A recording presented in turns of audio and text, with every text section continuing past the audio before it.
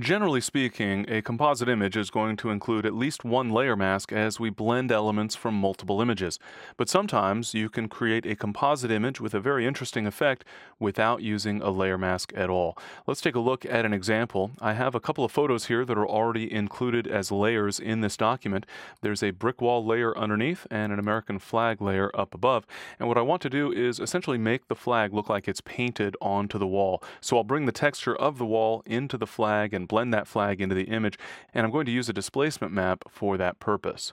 I'm going to start off by creating the displacement map itself, and so I'll create a copy of this image.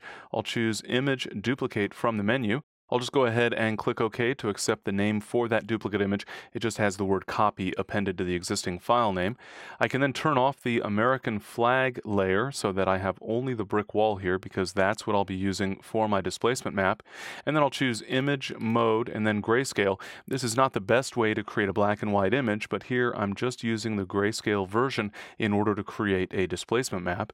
Photoshop asks me if I want to merge the layers, and that's perfectly fine. I'll click Merge, and then it's asking if I'm sure that I want to discard the color information, and I will choose to discard.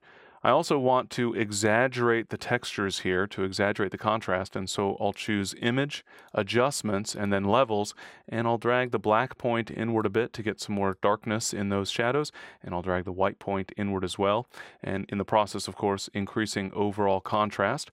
I'll then click OK, and then I'll choose Filter, Blur, followed by Gaussian Blur in order to smooth out some of these transitions. I don't need much of a blur, I just want to sort of smooth out the contrast edges a little bit, have things blend just a little bit more.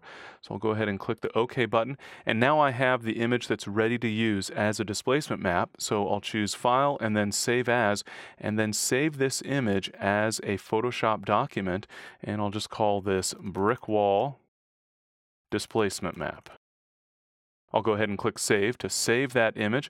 I'll leave the Maximize Compatibility turned on just in case I ever use this image in Lightroom, for example. And so now I have my displacement map ready to use. I can go ahead and close that image, and now I'm back to my original with the two layers. I'm going to apply a filter to the American flag layer, but I want to do so in a way that allows me to come back and work flexibly. And so I'm going to apply a smart filter, and therefore I need to convert this layer to a smart object. So I'll go to the filter menu and then choose Convert for Smart Filters, and then I'll click OK to accept, and now my American flag layer is a smart object. You can see the smart object icon at the bottom right of the thumbnail. Next, I'll go to the filter menu and choose Distort and then Displace, and that will bring up the Displace dialog. You'll notice that we don't see any change whatsoever in the image, and that's because we're going to need to use the displacement map that we just saved in order to define the way this image should be distorted. And so I simply am going to click OK with the defaults of 10 for horizontal and vertical scale, and the stretch to fit option and the repeat edge pixels option selected. So I'll go ahead and click OK, and then I'll navigate to the location where I saved my displacement map, and then I'll choose that displacement map file and click Open.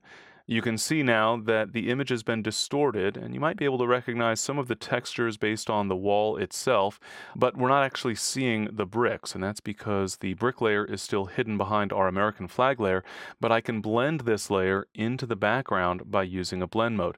I'll go ahead and change the blend mode for this layer to multiply, and now you can see that the white areas are essentially blank. The red and the blue areas, however, have darkened and reddened the brick wall, but we still have that texture showing through. So it looks like there's been paint placed over with just a little bit of transparency.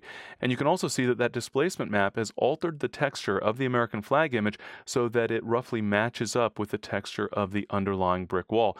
You'll notice here, for example, that we have the brick bulging out and then dropping down, and the American flag now seems to curve along that line. So we have an image that is blended into the background, into a different image, matching up in terms of overall texture. This technique, of course, can be a lot of fun. There are all sorts of ways you might implement it, and it allows us to blend a composite image without the need for a layer mask.